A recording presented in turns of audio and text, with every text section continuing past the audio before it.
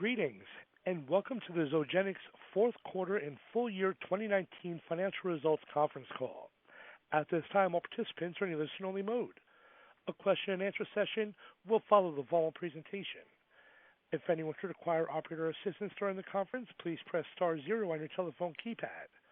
As a reminder, this conference is being recorded. It's now my pleasure to introduce your host, Brian Ritchie. Please go ahead, sir. Thank you, operator, and thank you all for joining us this afternoon. With me on today's call are Chief Executive Officer, Dr. Stephen Farr, Chief Commercial Officer, Ashish Sagrolkar, and Chief Financial Officer, Michael Smith. In addition, Chief Development Officer, Dr. Gail Farfel, will also be available during the Q&A session. This afternoon, Zogenix issued a news release providing a business update and announcing financial results for the fourth quarter and full year ended December 31st, 2019. Please note that certain information discussed on the call today is covered under the Safe Harbor provision of the Private Securities Litigation Reform Act. We caution listeners that during this call, Zogenix management will be making forward-looking statements. Actual results could differ materially from those stated or implied by these forward-looking statements due to risks and uncertainties associated with the company's business. These forward-looking statements are qualified by the cautionary statements contained in Zogenix's press release issued today and the company's SEC filings, including in the annual report on Form 10-K and subsequent filings. This conference call also contains time-sensitive information that is accurate only as of the date of this live broadcast, March 2nd, 2020. Zogenix undertakes no obligation to revise or update any forward-looking statements to reflect events or circumstances after the date of this conference call. Now, I'd like to turn the call over to Steve. Thank you, Brian, and good afternoon to everyone who's joining us on today's call. It's a very busy and exciting time as 2020 is a pivotal year for our lead development programs in the company. Starting with Fintepla and Dravet syndrome, late in the fourth quarter of last year, the FDA accepted our NDA filing with a 6-month priority review. Last week, the FDA decided to extend the review period for the NDA by 3 months to June 25th, 2020. The new PDUFA target date allows the FDA time to review additional information submitted by Zogenix in response to a recent request from the FDA. The additional information has provided the FDA with data sets to conduct sensitivity analyses on the efficacy outcomes from the 2 pivotal studies completed in Dravet syndrome. Our own analysis has shown that the phase 3 data are very robust to these sensitivity analyses. In addition, the FDA's request was not related to Fintepla's safety profile. Moreover, there has been no mention of a possible advisory committee from the FDA during the NDA review process.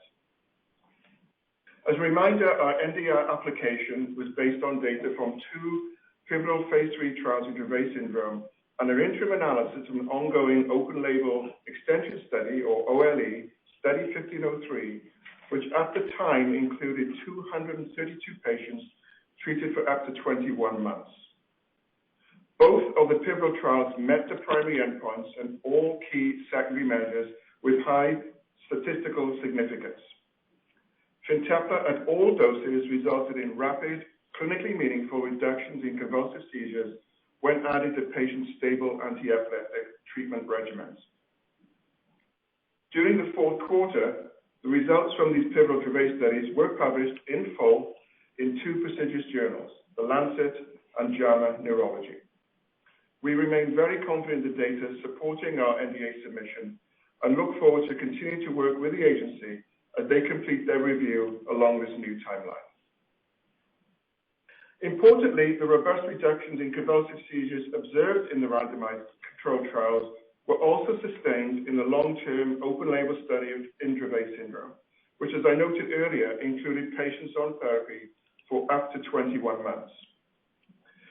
Results from an interim analysis of the same OLE study with a cutoff date in Q1 last year includes a total of 330 patients with a median treatment duration of 445 days with a range of 7 to 899 days.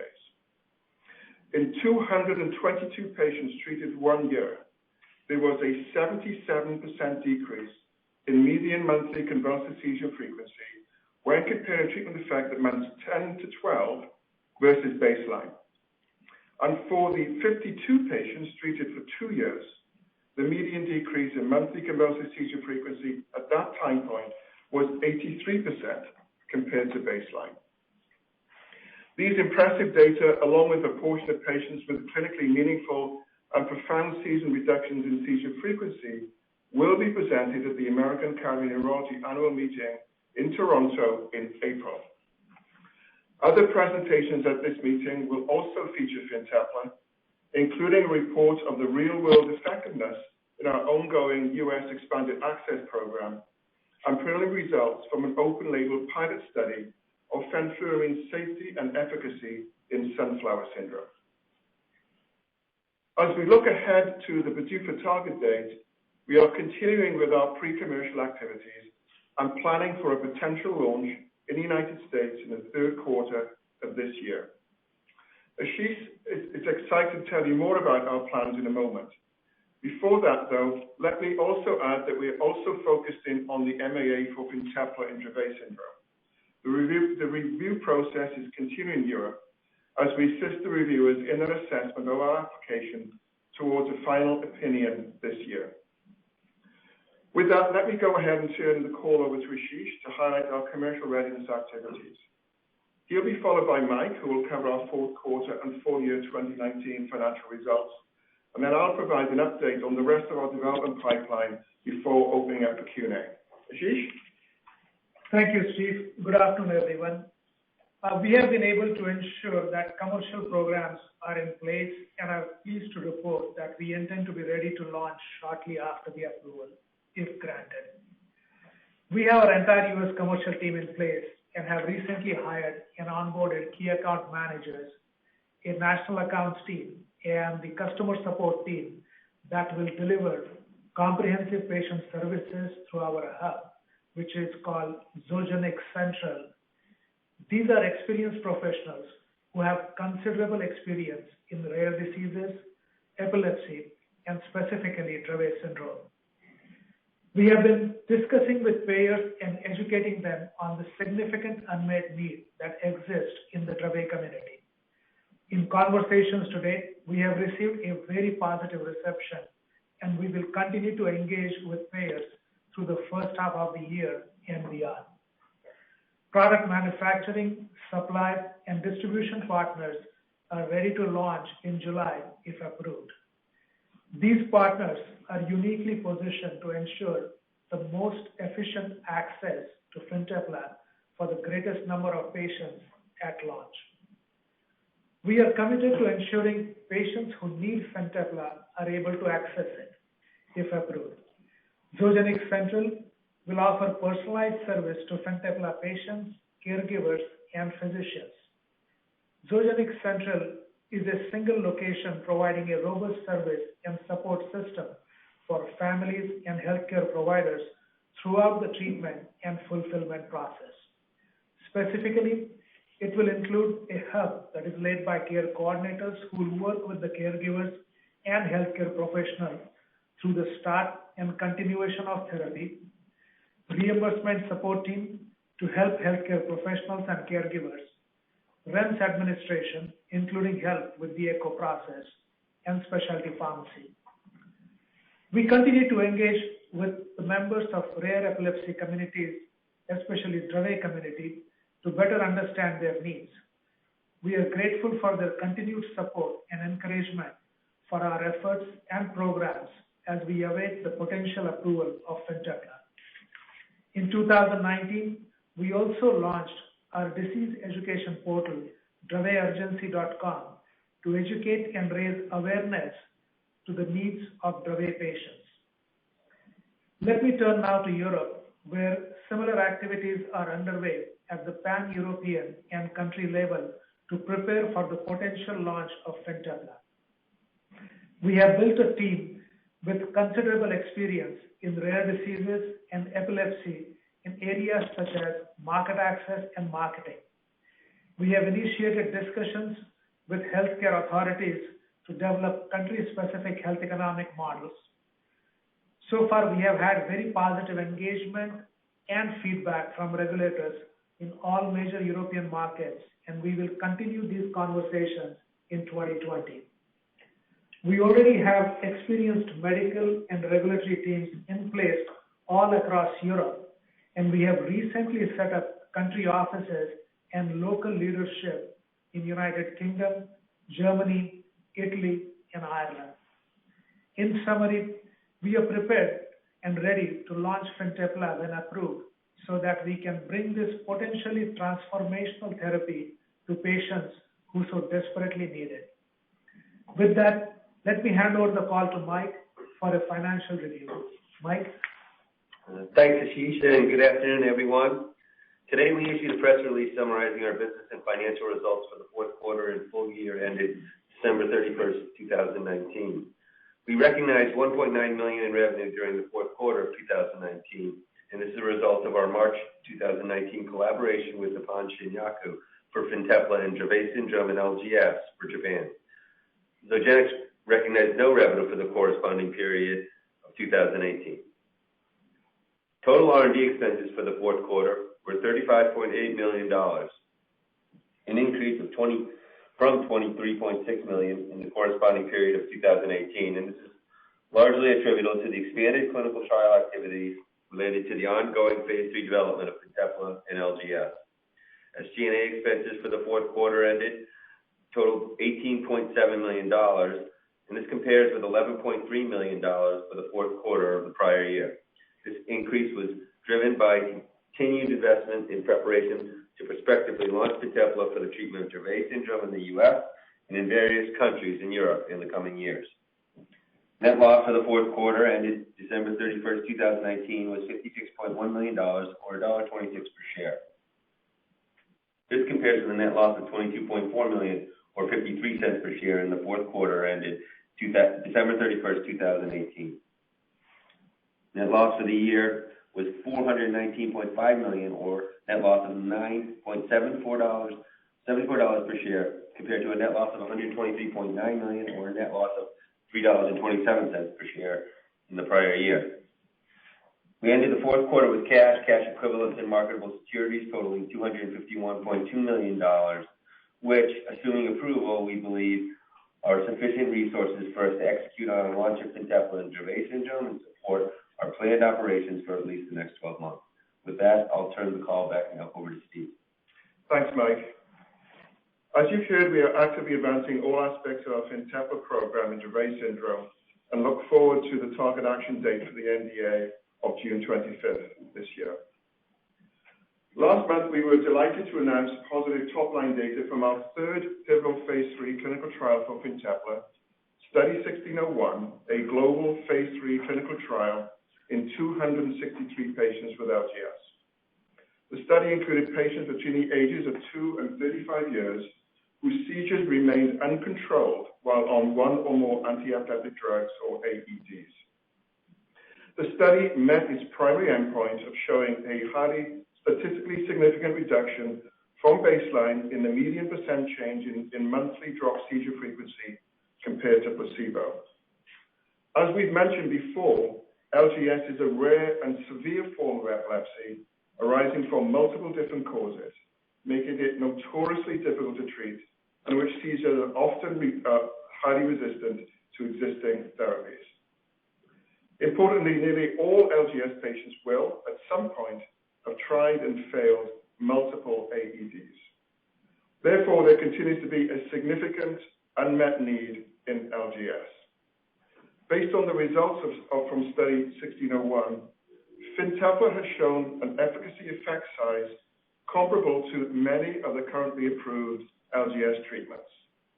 Therefore, we believe that Fintepla, with its differentiated pharmacology and unique mechanism of action, has the potential, if approved, to become a meaningful therapy option for physicians who treat patients with refractory LGS. From a regulatory standpoint, and under the assumption of an approved NDA for Fintepla for Dravet syndrome, we do not anticipate any further pivotal safety and efficacy studies will be required for a supplemental NDA or sNDA for an expanded label indication in LGS. To support this supplemental submission, we have concurrently completed or are well underway in conducting several phase 1 clinical studies and non-clinical toxicology studies. We intend to meet with the FDA later this year to confirm the content of the sNDA, which will determine the timing of our submission. In addition to LGS and Dravet syndrome, we have initiated an exploratory phase 2 study to understand the characteristics of additional rare epilepsy disorders in separate cohorts and evaluate whether Fintepla is safe and effective versus placebo in these patient populations. The study protocol has been finalized, and we are currently seeking IRB approvals and proceeding with opening study sites in the United States. We now expect to enroll the first patient in this phase 2 basket study in the second quarter and are targeting top-line data from the fastest enrolling cohort by the end of the year. In addition, we are sponsoring investigator-initiated studies in several orphan epilepsy syndromes, 2 of which are now up on clinicaltrials.gov for the treatment of sunflower syndrome and CDKL5 deficiency disorder. Next, I'd like to switch to MT-1621, our investigational therapy for the treatment of a devastating and frequently fatal mitochondrial DNA depletion disorder, thymidine kinase 2 deficiency, or TK2D. MT-1621 is an oral fixed-dose combination treatment of deoxycytidine and deoxythymidine that serves as substrate enhancement therapy to restore mitochondrial DNA to overcome deficits caused by this disease. Enrollment into Study 102, a prospective open-label study involving patients from the retro trial, was completed at the end of January. Good progress has also been made towards completing the non-clinical NDA enabling studies and finalizing the product manufacturing requirements for the NDA. MT-1621 has breakthrough therapy designation in the United States and PRIME designation in Europe. We have a meeting scheduled with the FDA in early Q2 and look forward to providing an update regarding future plans and the regulatory submission timeline once we have obtained the appropriate feedback from these discussions. We continue to expect to hold a similar meeting with the EMA later this year. So with that, we can now begin the Q&A session. Operator, can you please open up the line for questions? Certainly. We'll now be conducting a question and answer session. If you'd like to be placed into question queue, please press star 1 on your telephone keypad. A confirmation tone will indicate your line is in the question queue. You may press star 2 if you'd like to remove your question from the queue. For participants using speaker equipment, it may be necessary to pick up your handset before pressing star 1. One moment, please, while we poll for questions. Our first question today is coming from Paul Matteis from Stifel. Your line is now live. Great. Thanks very much for taking the questions. I wanted to ask one on the PDUFA extension and then one on some of the data you just shared. On the PDUFA extension, can you clarify what types of sensitivity analyses you think the agency wants to perform on the phase 3 trials? And maybe you can just give us a little bit of context as to why you're confident that this isn't really a big deal for approvability, and maybe secondarily, why you're comfortable that the agency isn't going to arrive at any sort of different conclusion as it relates to the differentiated effect size you appear to have in Dravet. And then second, on the long-term extension data that you just presented, I was wondering if you could just give a little bit of color on the retention rates you're seeing at 1 and 2 years in your extension study, and any additional color just as it relates to safety and how that's holding up. Thanks so much. Thanks, Paul. I appreciate your questions. On the sensitivity analysis, there are several analyses that we have conducted, and I'm sure which the FDA will want to conduct as part of their sensitivity work as well. What I will say is that the data are incredibly robust to any sensitivity analysis we have conducted, to the point where we're not seeing any shift in p-values and very, very small differences in endpoint estimates. So we don't think there's really anything that the FDA is going to uncover here that we have not already seen, and we've been able to establish that our data sets are very robust. So I think that probably addresses your first question. On the second question, the retention in our phase 3, in our open label, is still very, very good. We're seeing the majority of patients still remain in open label. As you know, we are moving patients over to study 1901, which is another open label extension study where there's less study there. It's around 85% retention, so we feel good about that. And from a safety perspective, we really see nothing in the open label extension that's any different to what we've seen in the randomized control trials we reported, or indeed in the safety data cut that we presented last year at AES, which forms the basis of our integrated summary of safety in the NDA. And that also includes no patient has valvular heart disease or pulmonary arterial hypertension. Great. Thanks so much, Steve. Appreciate it. Thank you, Paul. Thank you. Our next question is coming from Mark Goodman from SVB Leerink. Your line is now live.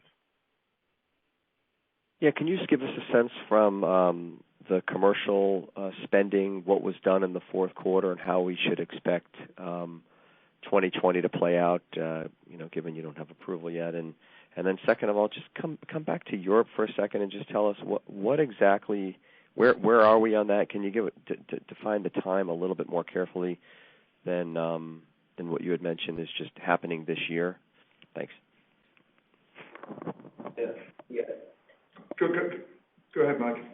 Yeah. Hi, Mark. So in terms of the activities that were conducted in this past quarter, we've continued to do a lot of research and hold a lot of discussions with the communities, the physicians, the payers. We're ramping our dialogue with payers, obviously, because we were initially anticipating kind of mid-year launch. And so there were a lot of those activities that hit inside that 6 months, the launch window that we were executing on. We've also been fortunate to be able to dial up a fair amount of participation in EAP, which resulting activities downstream to SG&A in the context of hub activities and other things that we're preparing for with respect to how we'll distribute the product through a specialty pharmacy in the United States and Europe. So getting a lot of test runs there. So that was a lot of the additional spend. We have, as Ashish mentioned, on board our core group of patient-facing physicians in this coming or in this 2020 year. We've kind of set plans for that and are expanding and subsequently finalizing our infrastructure there. So, I think it's one of the, we've talked about this, Mark. It's one of these things where it's a rare disease launch.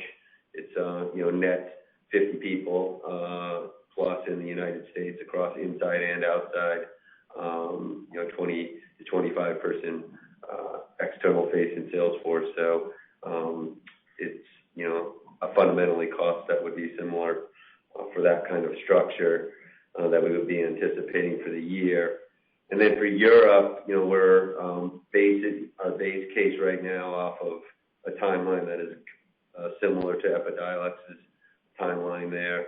And so we do a lot of prep activities organized in the big countries that we want to go to, but in earnest, since we're not going to be expecting a decision till later in the year, this year, those are mostly activities from a commercial product perspective and providing product that will start up in the early 2021 period. The 50 people, can you give us a sense of how many have been hired already? How many were in the fourth quarter? How many are going to be in the first quarter? Yeah. So, Mark, let me address that. So, in the U.S., the entire commercial team has been hired as is in place, so that we were preparing for launch in the early part of the Q2, and that team is already in place. and we will be deploying this team as we get already in place, and we will be deploying this team as we get the approval towards the end of Q2.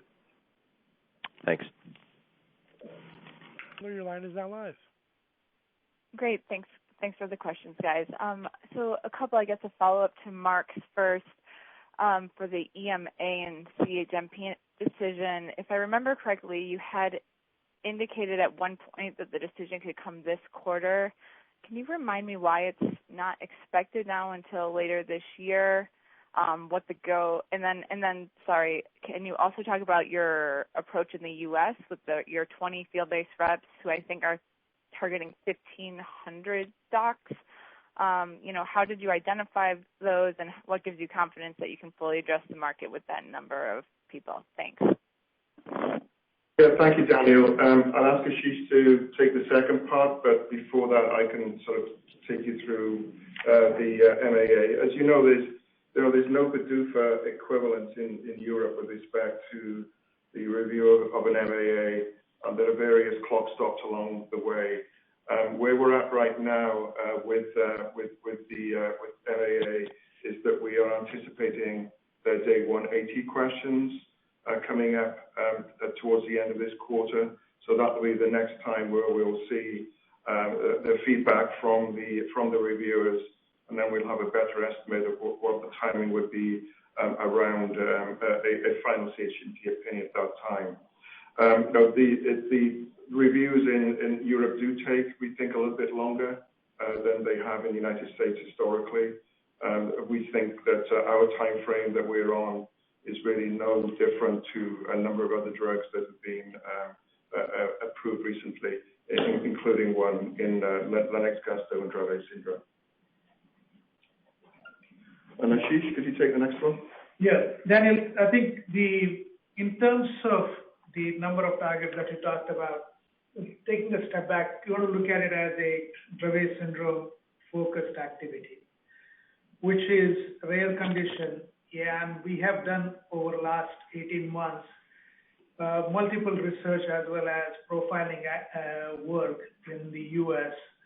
And what we learned from the community as well as from the physician is the majority of the patients who are being treated for Dravet and who are diagnosed are in these epilepsy centers and these major community centers. And that's how we came to this particular list of 1,500 that you mentioned. What we have also done at the same time is looking at this based on some of the newer approvals that have happened in the last 1.5 years. We have looked at how the patients have been found and treated in any of these places, and that gives us confidence that at launch, at least in the first year to 18 months, we will be able to connect with all the patients who have been identified and are being treated, making our product as an offer. And as time goes by, we will be expanding this to see, because there are a lot of patients who are diagnosed or who are not misdiagnosed, and we believe that a lot of those are in the U.S., and we'll be focusing our effort on those as we move into the launch process. Hope that answers your question. It does. Thanks very much. Thank you, Daniel. Thank you. Our next question is coming from Serge Belanger from Needham & Company. Your line is now live. Hi, good afternoon. A couple questions for me. On the update of the NDA review for Dravet syndrome that was delayed, you talked about the FDA request for additional data, but can you provide us an update on the CMC component of that review? Has there been an inspection in the manufacturing side at this point? And then my second question is related to the upcoming supplemental filing for LGS. If you can elaborate on some of these additional phase 1 and non-clinical trials that will be required for filing. Thanks. Yeah, thanks, Serge. I'll ask Gail to take your second part. With respect to the CMC elements of the review, we have certainly had and addressed CMC questions. The PAI pre-approval search has not occurred at this moment, but is scheduled to be very soon. And hello, this is Gail. To take the second part, for the LGS filing, we are completing some of the typical profiling, so specifically hepatic and renal dysfunction profiling, the clearance of the drug, as well as some of the preclinical studies were deferred for the Dravet filing, specifically long-term carcinogenicity and the developmental and reproductive toxicity studies. And so those have been ongoing and will be included in the LGS filing.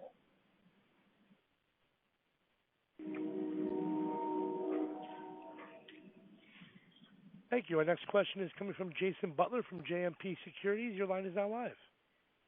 Hi, thanks for taking the questions. I just wanted to come back to the 1900 open label extension study. Can you give us a sense of what proportion of patients you've now transitioned over from 1503? And then just in terms of getting IRB approvals for that study, can you talk about the experience with the move to less frequent echo monitoring? Thanks. Thanks, Jason. I'm going to ask Gail to talk about the less frequent monitoring and how the IRBs have addressed that. But in terms of the open label extension, we are moving patients over once they have completed the study 1503. And if you look at the numbers in total between 1900 and 1503, there's over 200, approximately 290 Dravet patients in both those studies. And around 100 of those currently in 1900. So we're moving them over as they sort of end study 1503. And to follow up, I'm not aware that we've had any. We may have had questions which were addressed, but I'm not aware that we've had any concerns that have prevented the transition of patients from 1503 to 1900. It's a large process. There are many sites and many countries involved, so it's proceeding step by step. Great. And then just one more for me on 1621. Could you just lay out scenarios for us from both the planned regulatory meetings in the U.S. and Europe? Yeah, it's tough for me to lay out scenarios right now, Jason. I really would like to get the other side of the meetings with the FDA. But our assumption going into the meeting is that we have generated sufficient clinical data with respect to the efficacy. We are continuing to collect safety data in Study 102, as I mentioned earlier. And then we also need to understand, the level of non-clinical data as well as CMC data that's required for the NDA submission. So I think we feel a lot better about giving some guidance on that when we get the other side of the FDA meeting. Okay, great. Thanks for taking questions. Thank you, Jason. Thank you. Our next question is coming from Yatin Suneja from Guggenheim Partners. Your line is now live.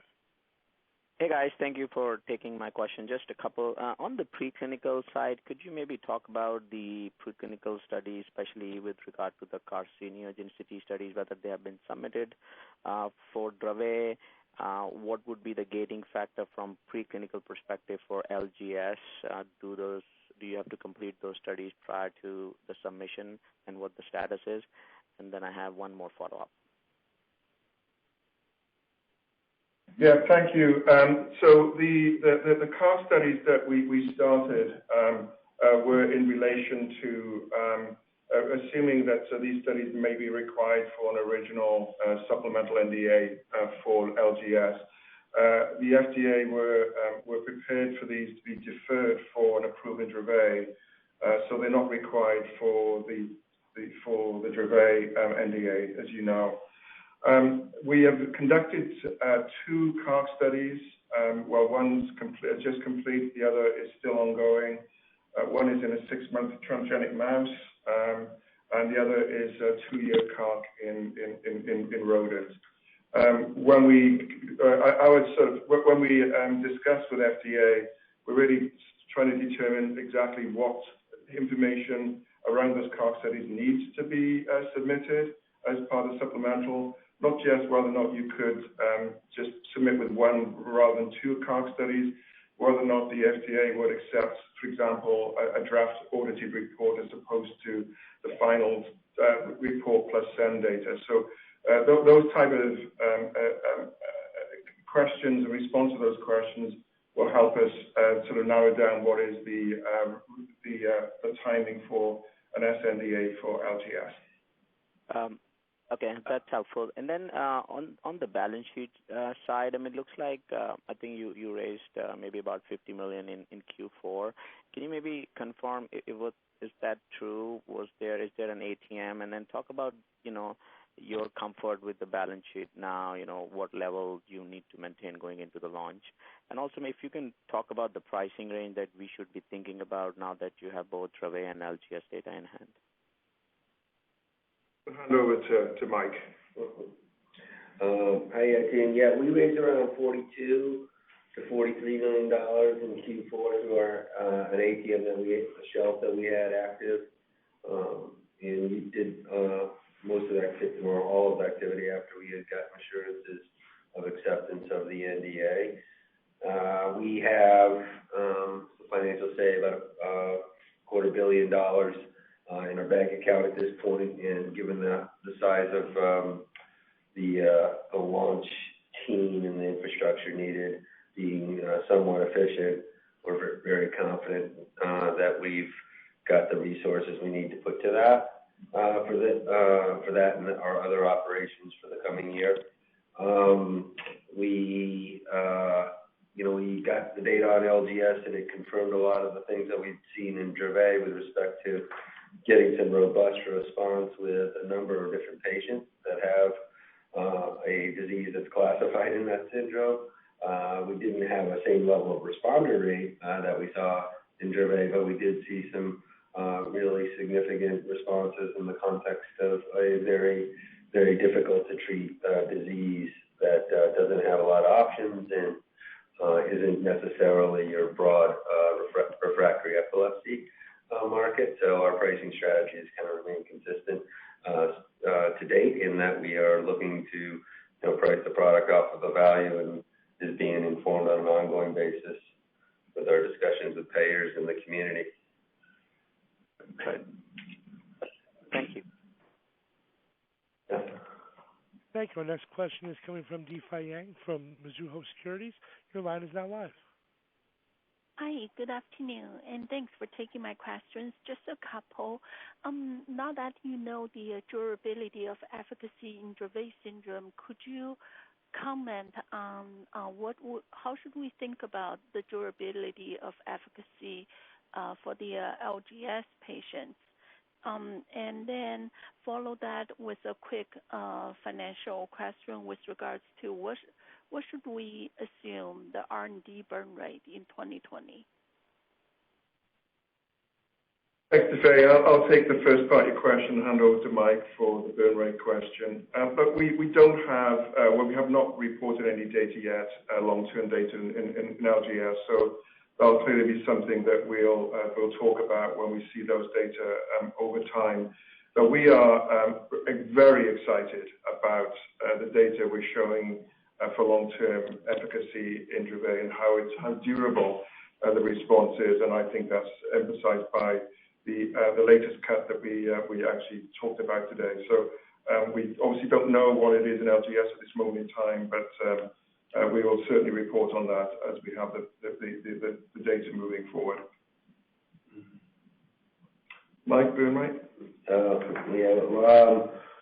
We haven't given any specific guidance with respect to line item operating costs for the coming year today. We'll not have material changes though in the context of there won't be any large swings up or down with respect to our operating expenses this year. Okay. I could say that. Okay, thank you. Yeah. And then final question on the for the LGS study, when should we be looking for additional data or additional detailed breakdown analysis for the phase 3 results? Where are you going to, or where do you plan to present? That's something that we would like to do this year. And I think AES at the end of the year is probably the most realistic conference to consider, Tifei. Okay. Thank you for taking my questions. Thank you. Thank you. Our next question is coming from Tom Lugo from William Blair. Your line is now live. Hey, this is Lachlan on for Tim. Thanks for taking the questions. I was just wondering, in the FDA interactions you've had thus far, has the REMS program at all been, solidified, or have you made progress there? And what does that look like at the moment? What are you expecting the REMS program to look like? And then, in light of all the current events, I believe you only have one supplier of fenfluramine in the UK. So, can you just talk about how you're thinking about sort of supply chain risks moving forward? Yeah, thanks for your questions. With respect to REMS, we did propose a REMS in the NDA, and I think based upon the fact that the PDUFA date has been extended to June 25th, we anticipate those REMS discussions actually picking up over the next month or so, would be our guess. In terms of the supply chain, we have a supplier, a manufacturer of fenfluramine in the United Kingdom that's using our patented method of actually producing a highly pure form of fenfluramine. We are mitigating our risk around a single supplier by ensuring we have capacity at another site with that supplier. And we also have some risk mitigation going around the drug product as well. So what you would expect a company to do is looking not only to mitigate risk in supply chain, but ensure it has adequate capacity for future indications. We're doing all those things today. Great. Thank you. Thank you. Thank you. As a reminder, that's star one to be placed into question queue. One moment, please, while we poll for further questions. Our next question is coming from Michael Higgins from Ladenburg Thalmann. Your line is now live. Thanks, Epper. Hey, hi, guys. Thanks for taking the questions. Just to follow up on an earlier one about the CARC studies, when you talk with the FDA about the 2-year CARC studies, did they say the results would need to be included in the sNDA, or was that not discussed directly? It was not discussed directly. It was deferred for the Dravet NDA, and for LGS, based on the timing, well, at least for the 6 months, and we assume for the 2-year we'll be able to include it. Okay, and then just to follow up on some of the questions earlier regarding the efficacy analysis by the FDA, has that had an impact on the European review? I'm not quite sure from what you said. Thanks. No, we do not believe it has an impact on the European review. We've actually conducted the sensitivity analysis for both European regulators as well as for the U.S. FDA likes to do their own analyses, and we've submitted those data sets to do that. Okay, thanks. And then last one, any feedback from the payers on how Epidiolex has fared and how they see Fintepla's role in those Dravet patients? I'll hand over to Ashish. Yeah, Mike, I think the feedback we have received based on our discussions has been very positive for the clinical profile and the efficacy that Fintepla has shown in the Dravet syndrome. We're also focusing our discussion on the unmet need in the Dravet syndrome and how a therapy like Fintepla, when it is approved, can really fulfill that need. In terms of other products, I think it won't be appropriate for us to comment on those feedback.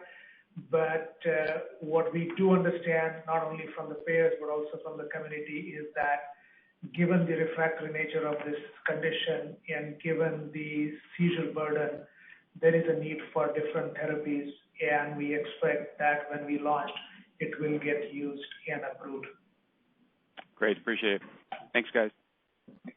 Thank you. Thanks. Thank you. We've reached the end of our question and answer session. I'd like to turn the floor back over to Dr. Farr for any further closing comments. Well, thank you, operator, and thank you for joining us on today's call. We're very pleased with the milestones we've achieved in 2019 that allow us to further develop Fintepla and start to transform Zogenix into a more diversified rare disease company through the acquisition of MT1621. Looking forward to an exciting year ahead as we work towards becoming a commercial stage company focused on providing therapeutic solutions to patients and their families. So thank you all again for joining us on our call today. Enjoy the rest of your day. Thank you. That does conclude today's teleconference. You may disconnect your line at this time and have a wonderful day. We thank you for your participation today.